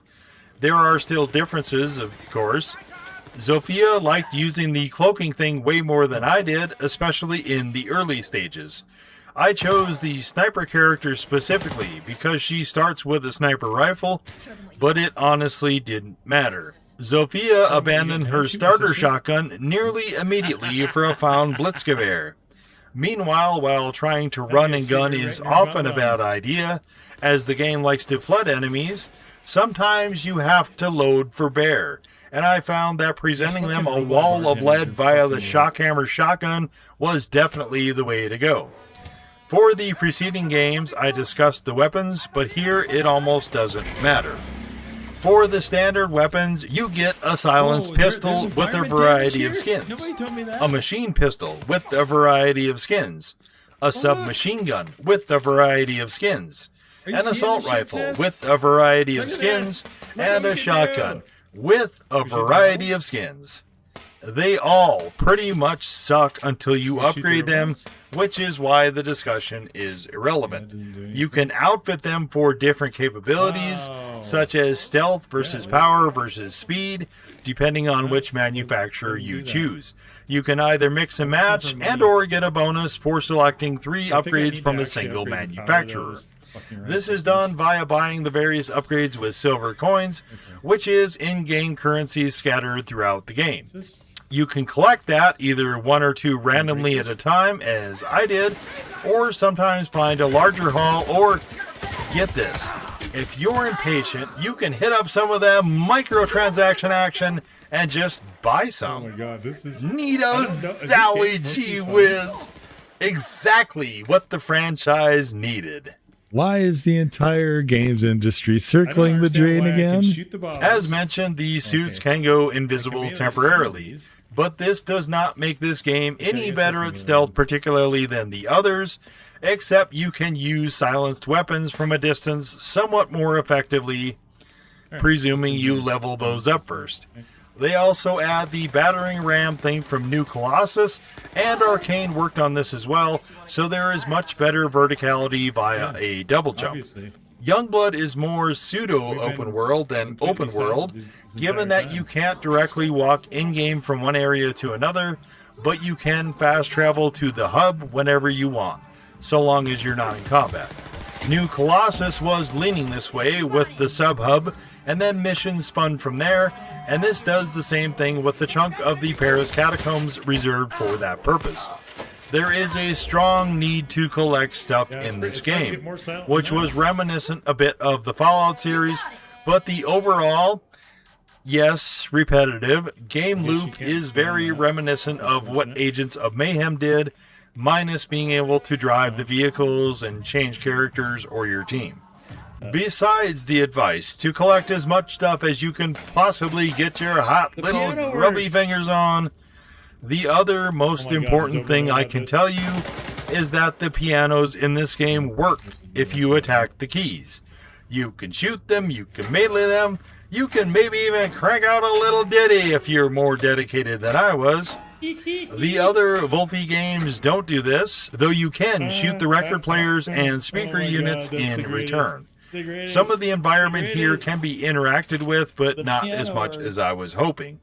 I was debating sending a lengthy and sternly worded email to Oboe Shoes to tell him of this great and wondrous news about the fucking pianos, but he's already played the game, made a lovely video on it, which you can and should watch, and definitely already knows. Oh, he knows all right. Where I was going with this collecting thing is that since this is a game that has a sort of grind loop to progress, you can't stealth kill anyone readily unless you buy the skill.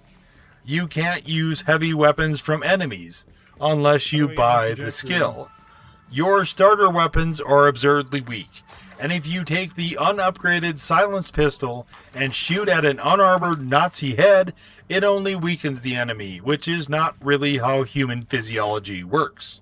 The enemies then in the beginning will seem tanky, but happily they don't scale exactly one-to-one with your weapon upgrades. So if you do this cleverly, i.e. sink as much as possible into damage as quickly as possible, even if they do match your character level, you'll be able to start giving them the lawnmower treatment.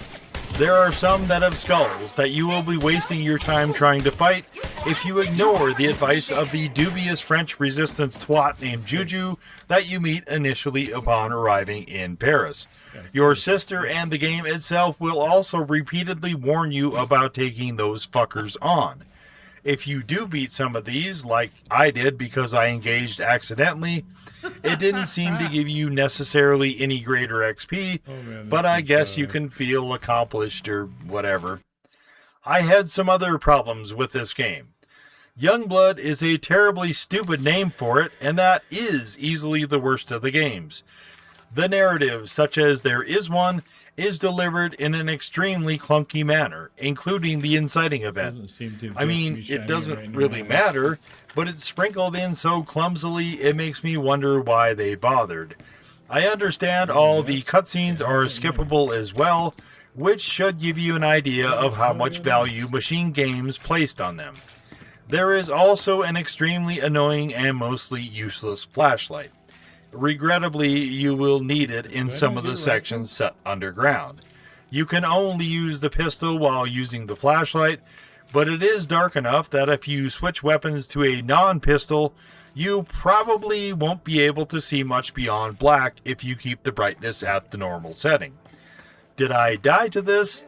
No, but I did have to be rescued a few times and I hated every single second of it. There is also an unfortunately higher number of these sewer missions than I would like, which is generally always 0 for sewer levels. As noted, headshots should always be headshots, and they are not here for a very stupid reason. I understand that reason, but it is still stupid. I also tend to dislike cleared areas not staying cleared, but here they do it in at least a reasonable way, in that it appears to be randomized which enemies will repopulate areas after you clear it. There is also a bar over the head of enemies, which shows which type of weapon they're most susceptible to. This is a mechanic I generally loathe, as I find it nonsensical, but here it is also administered stupidly, with either a series of vertical white dashes or empty horizontal rectangles. Fuck right off with that. I usually like me a loadout of 2 to 3 weapons and just ride those, not have to cycle through the shitty weapon wheel during a fucking firefight to pick this or that specific thing. I think this really fucks with gameplay, and it's generally a bad idea when developers do it. It's almost as bad as charging suicider enemies, which blow up in proximity to you, and lo and behold, just like new Colossus, they have some here. Just a bunch of charges strapped to pooches. We're not done yet. There are specific doors that can only be opened with specialized weapons, such as the laser thing. These are also stupidly repopulated, but other doors or windows or open crates will not. In addition to this being amazingly inconsistent and a waste of ammo, it also fucks keeping track of which ones you've already done, and there are far too many of them to simply remember. We have the ridiculously shitty hitboxes to pick crap up from the other games, though this time it seems the girls are a lot better at auto-picking up stuff by walking over it. I really hope they fix some of this shit for Wolfie 3. Because this is meant to be a game where you do a fuckload of side missions to level up enough to do the handful of main missions. The first 2 main missions, where you locate the French resistance and then have to assassinate a Nazi general so they will help you, are done without a lot of upgrades. The next 3 main missions involve towers, and you can't so much as attempt them until you're level 20 or so. I decided to wait until level 30 because weapon progression is also somewhat tied into leveling, and some of the stronger weapons couldn't get the better upgrades until level 25. The first day, which was a longer stream than expected, I wound up running to level 20, and I was already starting to see some of the repetitive side missions. These involve revisiting some of the areas you've already been in. Then there were radio calls for missions of opportunity, which were often highly inconvenient. I was usually doing something else and continued the something else, which reminded me of all the missions of this type I ignored in Far Cry 6. Like, I'd heard this was the worst Wolfenstein, and it definitely is a departure from the tone of the other games, but as far as the spin-off with the central hub pseudo-open world, it was fine. It ran nicely, looked good, played mostly like a dream. I think being pissed at this game for not being something it wasn't intended to be is like being mad at a seagull because it's not enough like an elephant. I mostly found the interplay between the girls to be amusing. They are teens, and teens always say and do stupid shit, so I don't really understand the criticism of their commentary. Anyway, the second day, I had designs going in to hit at least level 30 and then start knocking out the brother towers. There were quite a few trophies for this game, which I generally don't care too much about, but most of them seem like they would be hit during the normal course of the game.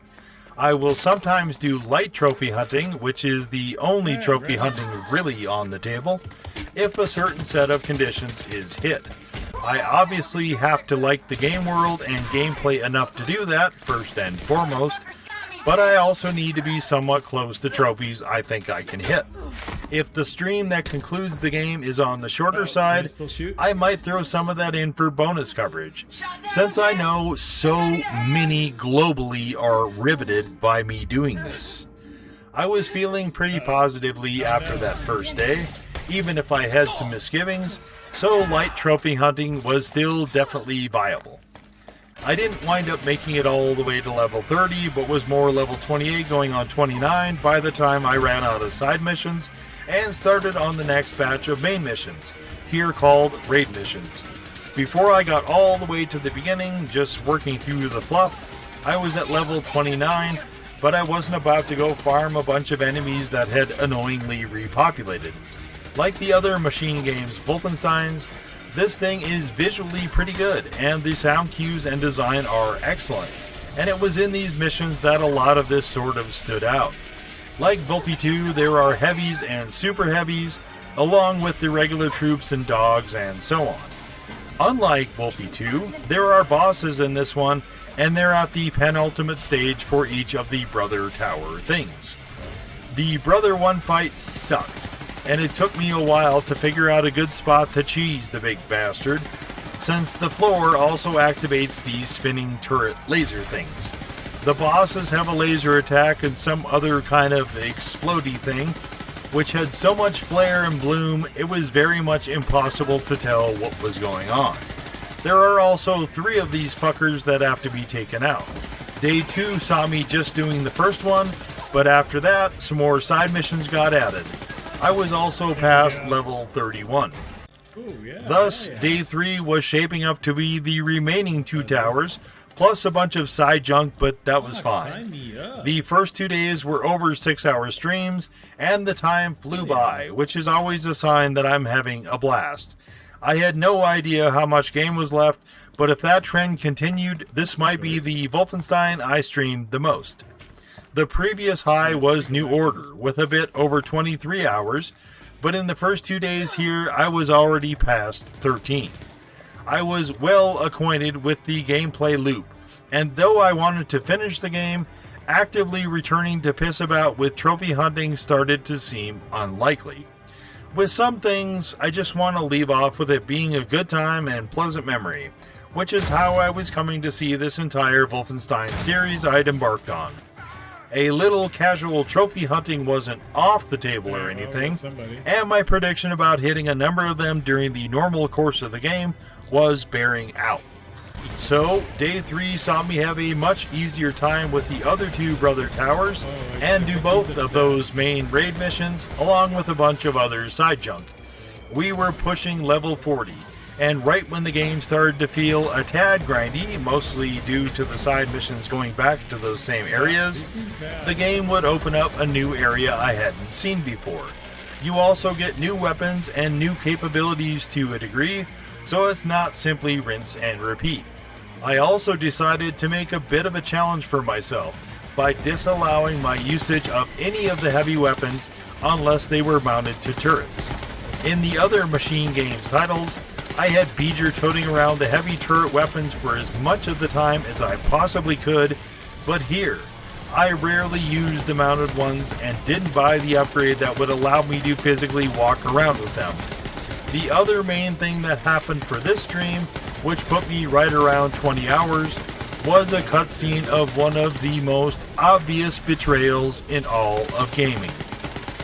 Going into Day 4, I was around 71% of the main missions done, and I think around 64% of the side missions. One of the side missions I wasn't sure I was going to bother with, which is to destroy Hitler statues, as it seemed too much like busy work. After the Brother Towers were disabled and the betrayal happened to an evidently absurdly gullible resistance, our next big move was to go to Lab X, where we would either find our father or perhaps more clues as to his trail. I wasn't sure if this was going to be the final day or not, but it definitely was looking like the game was getting pretty close to the end. By this point, I was running out of high-tier weapons to upgrade, but I still wanted to level up the girls more, so Day 4 started the same as the previous 2 days, which was knock out side missions until there are none left, then move on to the main. I did that, but the game was starting to wear on me a bit. I found myself really wishing for a decent sniper rifle. You can do the scoped laser thing, which works okay-ish, but the Sturmgewehr is an assault rifle, not a sniper rifle. It was probably my favorite weapon in the game, and I got a trophy for mastering it, but this thing really needed a competent sniper rifle. Given that the character I chose had one in the opening cutscene, the absence was really weird. By now, the game was throwing all of the old stuff at me, but the damage on the upgraded guns was melting pretty much everyone, including the former bosses, which were now thrown around as well. All 3 of them returned for the final stage, which was before one of the most god-awful boss fights in the series. They gave me a new power, which is catching bullets, and stage 1 of the boss fight is essentially just using this power. Okay, that's done, and we damage him, right? But now we have to chase him outside the building, and at this point, the problems started. You and your sister have shared lives. I managed to get caught between a boundary wall and out of bounds by an enemy charge, and I could not get back inbounds. So I tried to grenade myself back in, which failed, and I figured maybe if I died I could reset, but no, not that either. Finally, I had to reset via the menu, but it also ate all of our shared lives. This proved a huge problem, almost as much as the AI of my sister deciding she really wanted to be on top of me the entire time. The second stage of the boss fight is highly conditional, in that you have to shoot his jetpack only, and nothing else damages him. Fine, except he doesn't get weaker after this, but stronger. The entire time the smaller enemies are also shooting at you, which is not great. But for the third stage, not only does his rocket pack that you were shooting at still work, but he's now faster. Also, there is a plane coming in to shoot rockets at you from behind. This fight was shit, no 2 ways about it, and I lowered the difficulty because I was curious to see where they would go with things post-endgame. Boss fights like this are extremely unenjoyable, and I absolutely spent nearly all my time with it trying different combinations of fully upgraded weapons, as well as trying to locate a good cheese spot. This wasn't going great, however, even on lower difficulty, which only seemed to affect how much damage I took, not how much the boss took, and I was ready to just call it good and bail, but finally managed to beat him. There is a lot of questionable stuff in this game beyond what I mentioned, which we will get to momentarily, but this fight, which is definitely a callback to everything other than Wolfie 2, was just outright bad. I still think the game is overhated, and it's nowhere near as horrible as portrayed, but there is also a lot of really dumb stuff in it. After we find him, Beeger says he ran away because something something set raw something something multiverse. The girls give Beeger a note, somehow also from Set Raw, and Beeger breaks apart an artifact and plugs it into their suit to give them more power! This is the power-up thing I mentioned, and it's fine. It doesn't work as well as I had hoped for, and seems nearly as out of place as dragging the fucking multiverse into things at this late point, but whatever. I wanted to have a 3-person party, with the girls and dad just tearing shit up, but no. After we beat the final boss, we're lounging around on the roof for whatever reason, not in cover at all, and the fucking airplane that wouldn't leave us alone during that fight returns. It very slowly spins up its cannons before being blown apart by a helicopter so that Grace from the BRF/FBI can compare hamburgers to her ass or something. The idea they're teasing is a follow-up game which will presumably overthrow the Nazis entirely, but for now, we're in charge of Perry, the twins, and Abby, Grace's daughter, who came up with a really stupid plan concerning the obvious betrayal I mentioned earlier and lost an eye for her trouble. From there, you can fuck around post-game, but it's not just in an empty city. No, you have endlessly spawning Nazis, with the robot soldiers much faster and tankier. The commandants have glowing red eyes, and there are less and less foot soldiers and more heavies. I guess you can go piss around and do the treasure hunt thing, and I did do a little bit of light trophy hunting, but by the end of this, which was around 29 hours all told, I had streamed this more than any other Wolfenstein, and I had well exhausted all this game had to offer. So, with the series concluded, where does that leave us? Well, On September 1st, 2022, legendary boom shoot tour Civvie 11 released a video on Return to Castle Wolfenstein. This followed a video from May 5th, 2021 on Wolfenstein 3D and preceded yet another video on July 21st, 2024 on the 2009 release of the game simply titled Wolfenstein. While you absolutely should go check all of those out, as two of them cover games this video does not, it is to the first of those videos I now wish to speak. In that video, Civvie seemed to settle on Return to Castle Wolfenstein as the best game of the franchise. Given that he has, I think, played everything from Wolfenstein 3D on, and who knows, maybe even the 80s shit, his base of comparison is inarguably greater than mine, even if he has not seen fit to release videos on anything, as of the moment, other than the three I indicated. I mention all of this because in this section I am going to attempt to put these games one atop another. None of these are perfect games, and all of them have very decided flaws. I think my initial issue with the machine games the first time I tried to play them was me comparing them to Sniper Elite 4, which I inevitably tend to do when I come across World War II games, since that one is the peak for me. Obviously, none of these are anywhere near that level, but starting with Return was the good move, and it gave the games a better footing to stand on their own terms, such as they were. Before we go further, I need to talk about completeness. Even if I were able to play all of the games, there is still the projected Wolfenstein 3 release, if and when that ever happens. Given the absolute mess that Microsoft is currently, I have doubts, but one thing that bolsters the idea they will kick it out, despite it being, as of right now, 7 fucking years since the last release, is that it ties in with the projected TV show. This is more media I don't care about and probably won't watch.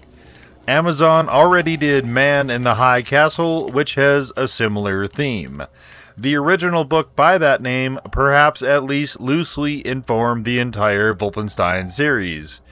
Like the Fallout TV series on Amazon, and most series on streaming platforms, you have a semi-interesting to strong first season and then rapid fall-off after that. And even after playing through all these games, I still don't find the Wolfenstein world that compelling.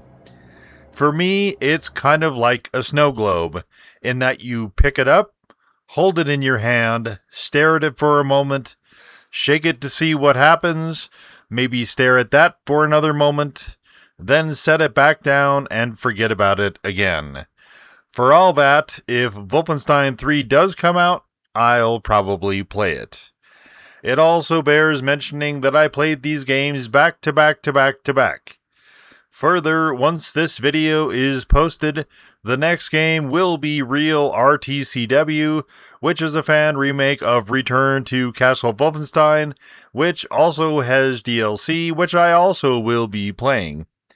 I started this series on July 1st, 2026, so that is quite a number of days of devoting to nothing but Wolfenstein, to say nothing of this video, which follows the 20-to-1 formula.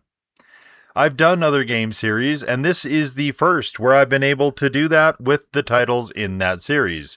If there is not at least a baseline of quality, such a thing is near impossible. I think these are all generally solid to good games and worth chucking through at least once. I also like them overall much better than expected, even with a fair number of irritants I found in each of them. Okay, fucker, this video essay is 1,000,000 years long at this point, so which of the games are you picking as best? I was leaning towards Return, just because it was so incredibly ambitious and came very close to pulling it off, with some quite excellent levels. But it also had a number of levels I never want to experience again. I put that one in the maybe pile, since it was the first game of the series and had no real competition. Next was The New Order, but definitely not that one, as the game had a myriad of ways to annoy me and get in its own way. I might have been more inclined towards that, given that it had a lot of elements that I like, but too many segments were decidedly unenjoyable. This had even more levels I never wanted to experience again, but the highs it had to offset didn't match the depths of the shit ones. For the first part of the Old Blood, that one was definitely well past New Order and was giving Return a pretty strong run for its money. After finishing Old Blood, I definitely liked it better than either of the preceding games, but was not sure it was actually better. There are a couple reasons for this. The machine game titles seem to want to run you into stealth missions, but as noted, none of them does stealth especially well. While there are no segments of Old Blood I would specifically not want to ever play again, it struck me more a good solid game rather than a very good to great one. While I would definitely not ascribe glowing terms to either Return or New Order, for Return they were going for something very ambitious, and that has to have some weight and merit. While which game was my favorite would factor into this, the criteria was best game, which is not necessarily my preference. I didn't have to decide right then, given that there were 2 more games in the series still to play, but even though it was touch and go after the first 3, I was still more leaning towards Return. Return, beyond the ambitions, did have some guns I liked very much, and as mentioned, while it didn't do stealth all that great, like at all, like not even slightly, it was still better than both New Order and Old Blood. And as it turned out, much better than Wolfenstein II, where stealth took a nosedive right off a fucking cliff. If I was to base this solely on guns, gunplay and stealth, Return would win this walking away. Graphics would go to the newer games, of course, but sound design was great across the board in all of the games. For sheer spectacle, that probably goes to New Order. For streamlined movement and gameplay, probably to Old Blood. For power fantasy, probably Wolfenstein II or Youngblood. For story, well, John Carmack has already addressed the role of story in games like this, and he's right, so let's just leave it at that. But Old Blood is probably the least egregious there. For a crazed and silly romp with humor as more of a focal point, then definitely Youngblood. For something that is maybe relative more to me and one of my demented gameplay fixations, you can break and interact with the environment a lot more in Return.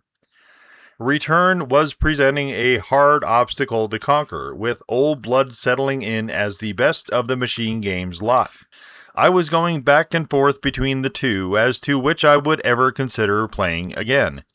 In effect, I would be playing Return again, with real RTCW, but if someone made a remake of Old Blood, I would probably strongly consider playing that as well. This was how things were standing going into Youngblood, which I didn't expect would move the needle much either way. As it turned out, I was right. While I enjoyed it greatly and had a lot of fun with it, there are many problems with it, and so that leaves me in agreement with Civvie 11 as to Return being overall the best of them, even if it requires a fan patch to play it these days. I was considering, briefly, ranking the games and wish listing some stuff I hope they change for Wolfenstein III, but I'm not going to, both because this goddamn thing is already long enough, and because if the devs care about my thoughts on what to include or not to include, it's pretty well laid out. At the beginning of this essay, I mentioned the Orwell book 1984 and the alternate history of Third Reich victory. And I think part of the reason I had no great interest in the latter was that they, as in the Nazis of 1930s and 1940s Germany, did not win because they could not win. Freedom rang loud and triumphed only taking a mere 50 more years for it to herald the dismantling of that nasty old communist USSR bloc. Except, did it? Did it win? Right now, if you have a mobile device, you are being tracked. Mobile devices cannot function without cell towers, which log the connections without regard to whether or not you have GPS enabled. Okay, fine, you think. I'll leave the fucker on the couch and go for a drive. If your vehicle model is within the last decade, that is also almost certainly tracking you. If you take it on a public road, depending on where you are, the odds are exceedingly likely a traffic cam, like one from Flock, will be tracking you. Even if not, if you are in proximity to anyone else's vehicle that happens to be within the last decade, the front and rear-facing cameras on that vehicle, especially if it's an auto driver, are tracking you. God damn, you say. I just want to get a nice cool 60 and a pack of smokes. I can do with the exercise, you think. I'll just hoof it. Sure, fine. But if you pass by any peephole cameras on anyone's door, you're again being monitored. If you're within viewing distance of any person who has AI-enabled eyeglasses or sunglasses, you are in surveillance. If you're in a city, various municipal vehicles like garbage trucks, school or public transportation buses can have cameras attached and be mobile AI scanners that come to you. As for those restricted products you're after, depending on where you are, your ID may be scanned. Not just checked, but literally scanned with a laser device and stored. It's not worth the hassle, you grumble. I'll just sit at home and ponder going off-grid and living on the side of a mountain somewhere. While you're sitting at home, if you have Wi-Fi, you're being tracked. If you have any connected smart devices, you're also being tracked. And of course, if you use social media at all, say it with me now, you are being tracked.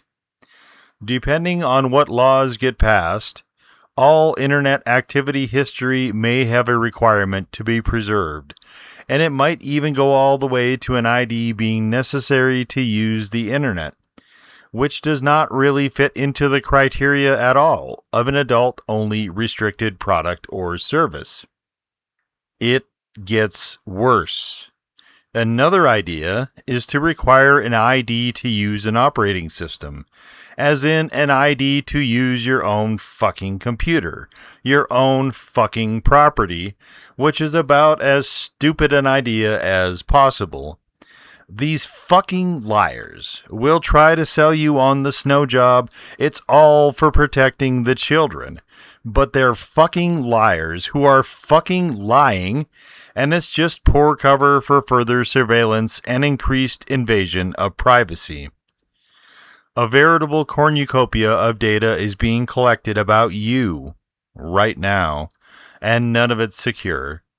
If you really want to get a glimpse of the dystopia circling overhead, take a peek at all of the data breaches and dumps just in this year alone. The true measure is much, much worse.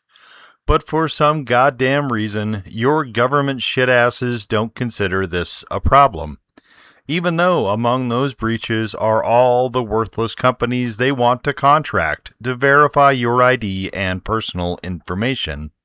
There is nothing, by the way, incurring a penalty to any of those companies for not securing your data, because that is not important to these shuffling pieces of human shit. Let's return to the booze and smokes for a second. If your actual ID is scanned and tied to the purchase, the retailer and or state collecting it can sell that data to, say, an insurance company. If the insurance company decides you're partaking to an extent they arbitrarily decide is excess, no doubt derived from their data-driven algorithms to boost profits, they can either give you a nice hefty price hike for your premium or drop you entirely, since collecting money and then paying as little as possible out is the business model there.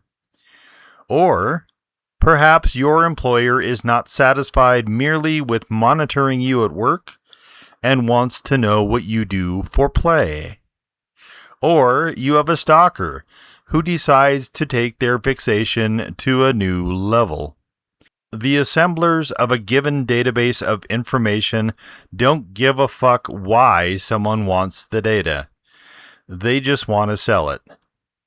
Protecting your privacy means less than nothing to them. But let's say enough stink is raised that the worthless government decides to parcel out some crumbs, prohibiting use of that data so that everyone will shut up about privacy. All of the collecting apparatus is staying in place. All of it. Back during the 1930s and 1940s, surveillance, which was a big thing in both Germany and then later in the USSR, depended largely on everyone spying on everyone else. Inform on your neighbor and win a prize! In the 70s and 80s, this was considered a horrible intrusion and unacceptable overreach. Today, as of right now, our various fascistic states, from the UK to the US, don't need it. They have electric eyes and AI to parse and process.